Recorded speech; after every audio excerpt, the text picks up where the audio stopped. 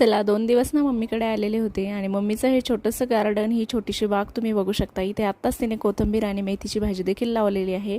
ती उगायला देखील सुरुवात झालेली आणि हे बेलाचं झाड आता श्रावण महिन्यामध्ये मम्मी त्याचे तर माझ्या मम्मीच्या हाताने ना कुठलंही झाड किंवा कुठलंही भाजी वगैरे जर लावली ना तर ती लगेचच येते. आणि मम्मीचं ना या गार्डनमध्ये पूर्ण लक्ष असतं. छोटंसं आहे पण खूप सुंदर ती ठेवत असते, कारण जागेअभावी छोटंसं आहे पण रोज त्याची निगराणी राखणं. आणि या छोट्याशा बागेमध्ये ना या दोघी सासूना दिवस रात्र येऊन बघत असतात कुठल्या झाडाला कुठली कळी आली आहे, कुठलं झाड किती फुललं आहे, किती उमललं आहे. त्यांचं पूर्ण लक्ष त्याकडे असतं.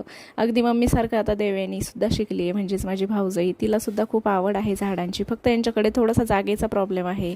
जागा जर असती ना तर यांनी खरंच खूप छान अशी बाग फुलवली असती.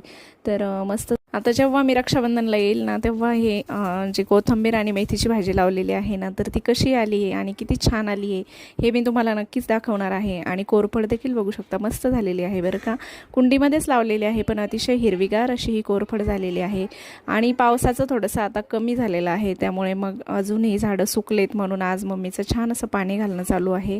आणि आमची ही पिल्लू बघतीये आजीचं काय काम चालू आहे. तर भेटूया परत एकदा. बाय.